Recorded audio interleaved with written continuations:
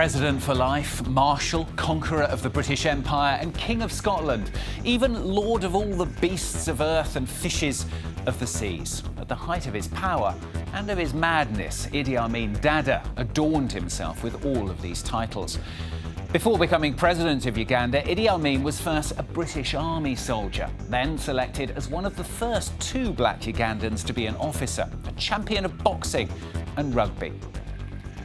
His career, though, really took off when his country became independent in 1962. Milton Obote, the first president of Uganda, had made him his army chief of staff. But in 1971, as the president left the country for a Commonwealth summit, Idi Amin took power. It was a coup the international community failed to condemn. The US, Great Britain and Israel, all allies of Idi Amin during his first years in power.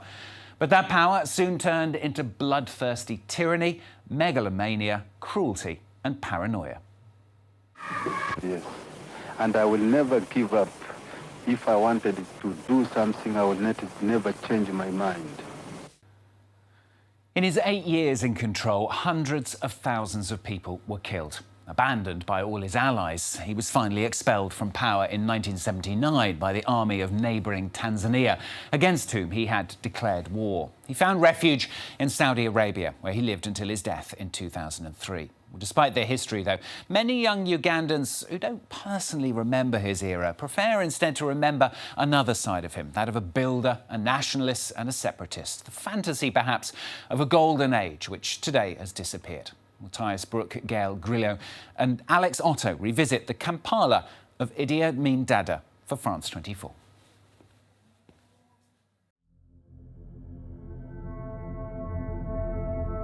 Uganda, the pearl of Africa.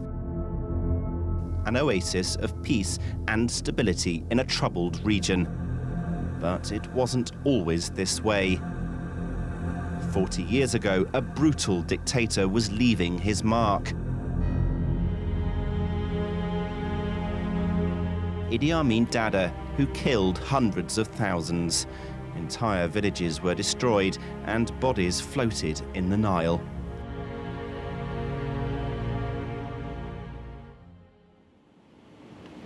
To find someone who knew Amin well, we head towards Busheni, more than 300 kilometers west of Kampala. For the last 20 years, Eli Wakoma has lived on this isolated farm. Dubbed the president's photographer, he was given privileged access by 3 heads of state, including Amin. Eli, 80, is now a chicken farmer. These are 200, but I'm increasing. I want to get more. Eli met Amin well before he rose to power, when the dictator was a commander in Uganda's army. He was a very kind man, but I think as the power went on, as the opposition came in, he started being rough. The photographer shared Amin's daily life for a decade. This small collection contains his best pictures. In 1978, this photo was published abroad under the headline, "Is Amin Swimming or Sinking?" When this picture appeared in the newspapers, I think Herald, New York Times, they looked for someone who took that picture. So when they identified me, I was just to be killed. Realizing his days were numbered, Eli fled to Kenya's capital, Nairobi, where he stayed until his former friend fell from power. Kampala, Uganda's capital, a city of more than 1.5 million people. Little more than 300,000 lived here when President Milton Obote's chief of staff seized power in 1971. At the time, these 2 friends were students. In this city centre cafe, Idi Amin is still a talking point. Obote was not in the country. was in Singapore. Singapore. And when he went, he said he was the only African leader who did not afraid of the coup. Yes, he said. Yeah, he was. Yes, he said he was the only man who never feared anything. And people jubilated, happy that Amin has chased a body. And I was one of those people who celebrated. When he came in, we did not take him seriously. We thought he would stay for a very short time. He did not speak good English. He did not have any program. Amin was popular at first, but things quickly fell apart as the purges got underway. So people died. At this time, if you heard of any gunshot, everyone could run. Like many others, Dawula lost people close to him. He tells us to meet him tomorrow. But this one was indiscriminate. He wants to show us where his brother was kidnapped. This was a bar, and we used to come here and drink. Even my brother used to come and drink from here. We could get seated, some sit there if the chairs were full, and then they had a disagreement because and he was picked. For reasons that remain a mystery, one of Amin's henchmen kidnapped Dawula's brother.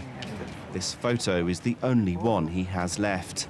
Dawula never saw his brother again and joined the armed opposition. We were bringing in here weapon.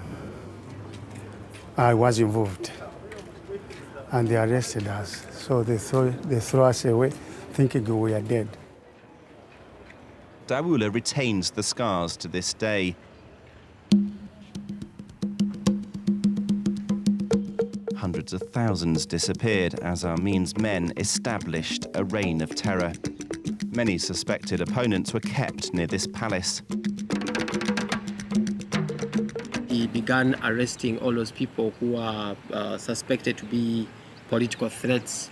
Then lots of them could be brought to this place and was turned into a torture and killing place. So in the days of Idi Amin, that's between 1973 and 79, that's 6 years, he killed 19,000 people in this place. These cells would hold up to 60 prisoners. The floor was flooded and electrified to finish prisoners off. Amin reputedly sometimes took part in the torture. He could sometimes come to witness the tortures and also participate, because there are some people who he wanted to see really if they have been tortured and killed. That was his passion. He could enjoy seeing people suffer.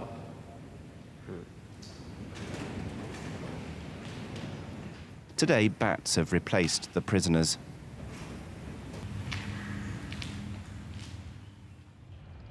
At least 300,000 people were killed during Amin's rule, but his expulsion of 50,000 Indians was a cause of greater international concern, with Britain taking many of the refugees in. Some left the country from this railway station. At the time, Sanjeev Patel was 7. We had to practically just go with our clothes of our lives, whatever we had. So we couldn't take our savings. And my head was on my mother's lap. And as a child, as a kid, I asked for Coke. I wanted to drink a Coke. And suddenly she started crying and her tears fell on my face. And I said, "Why are you crying?" And then I realized she didn't have a single money to buy me a Coke also.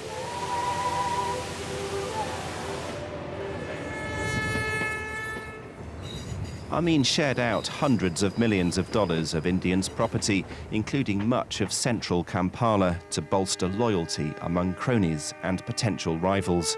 But the exodus of skilled labour stoked an economic crisis. After Amin's fall, some Indians returned. The small community of around 25,000 is the biggest employer after the state. It has been said that we almost contribute over 60% of the domestic revenue. It is a great contribution by the Indian and Indian origins after what has happened back into the country and bring Uganda back to its feet. But we are more proud to say that we are also Ugandan Indians rather than Indians only. To show how the community is integrated, Sanjeev invites us to a party at the Indian embassy, attended by Uganda's vice president. Is showing the cordial relation between Uganda and the Indian community and the Indian government, is that they are ready to be part, and in our celebrations, as much as we are happy to be part of their celebrations. The Indian community hopes to acquire formal ethnic status to bring it parliamentary representation.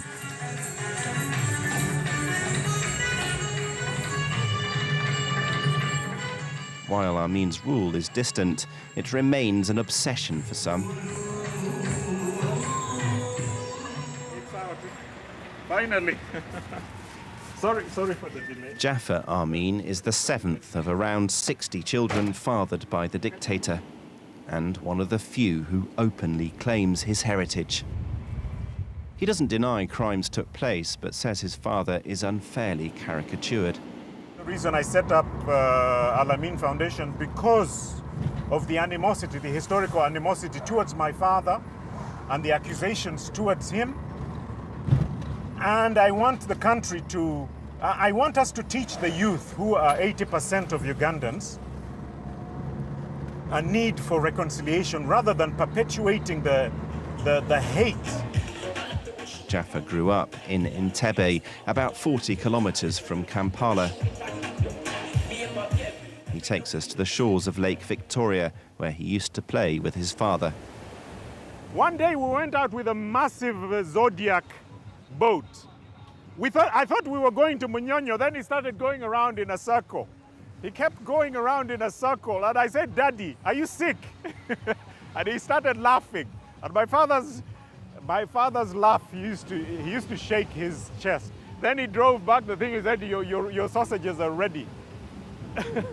So it's one of those unique memories they used to have. In 1976, Uganda hit headlines. An Air France plane en route from Tel Aviv to Paris was hijacked by Palestinian and German militants before landing close to here. Amin colluded with the hijackers, provoking a daring rescue by Israeli commandos. There's always a mistake of this 707 for the Airbus that was in the famous Entebbe raid, but it's not. But everyone who comes here assumes, yeah, it must be the one. No, he sent it back. The Israeli special forces freed most of the hostages. Jaffer wants to apologize to those who were killed. My greatest dream would be to go and meet the families of Jean-Jacques, Maimoni, Ida Borovitz, Pasco Cohen, and say sorry. Jaffer hopes history will iron out his father's legacy. My father is actually considered the father of economic emancipation. Today, we're a very independent people, and actually, we have a very strong self-esteem, and I believe that is my father's legacy. In the West, Idi Amin is seen as among the worst dictators of the second half of the 20th century.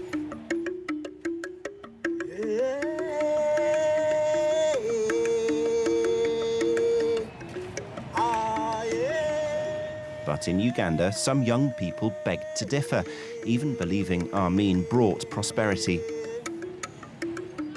Everything that was done in his regime was perfect. When we talk of perfect, like now the infrastructure, the roads, in Idi Amin's regime, when roads were made, they were made perfectly. His leadership was good. He built hospitals, and there were jobs during his period.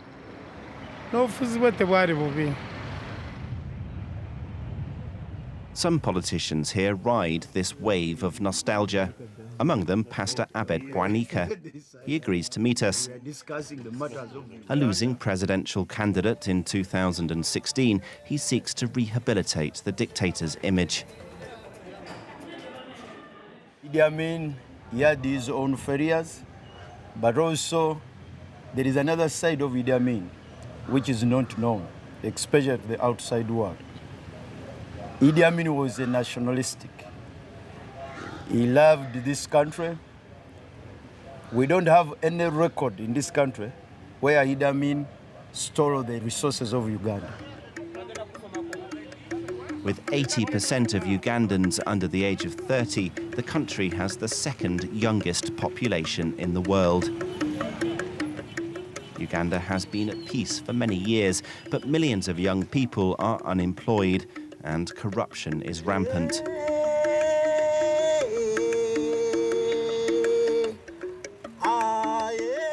So it's little surprise that some find solace in a bygone era, even one overshadowed by the ghost of a brutal and paranoid dictator.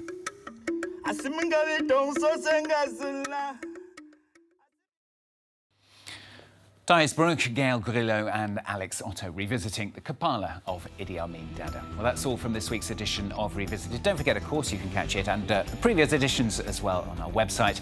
There's more news coming up. Thanks for watching.